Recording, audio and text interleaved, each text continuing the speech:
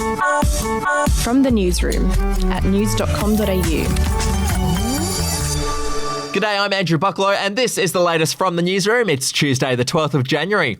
We'll start in the US, where President Donald Trump has declared a 13-day emergency in Washington, D.C., amid fears of a major armed uprising next week. The declaration allows emergency agencies like the Department of Homeland Security to coordinate disaster relief efforts. It comes as the FBI warns an armed group is planning protests across the country and could stage a huge uprising if Donald Trump is removed as president. Meanwhile, there are reports Donald Trump has told aides he wants to pardon himself, his three eldest children and his personal lawyer, Rudy Giuliani. Now, no member of the Trump family has been accused of a federal crime so far, but sources said the push for such action is an insurance policy against concerns of future investigations under the Biden administration. Back home now, and a popular women's-only pool in Sydney's eastern suburbs is facing a backlash after saying that transgender customers would only be allowed in if they've had gender reassignment surgery.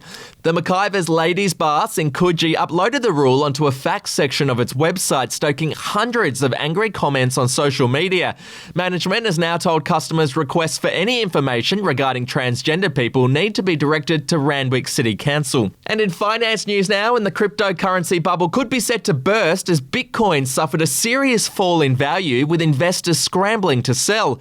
At the start of the year, it was setting record-breaking numbers, surging past $42,000 for the first time in history. But in the space of 24 hours, Bitcoin has been struck by a 23% drop in value, falling to $31,800. To showbiz news now, and actor Armie is at the centre of a social media scandal after a series of graphic direct messages allegedly penned by him leaked online.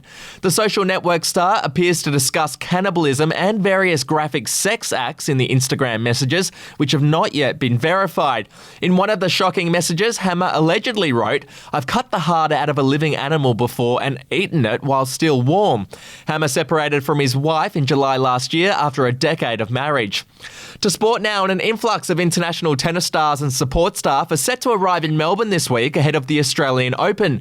Players and staff must complete COVID tests before leaving their country of origin and will not be able to travel until a negative test is received. Now, once they arrive, they'll be transported to hotels which have been transformed to accommodate the world's best tennis players in quarantine conditions. Players will be unable to leave their rooms outside of competition, with the tournament kicking off on February 8. And do you want the chance to win $1,000 each week? All you got to do is play the daily quiz at news.com.au/quiz and the cash could be yours. That's it from the Newsroom. We'll have another update for you in the morning. Your headlines from news.com.au.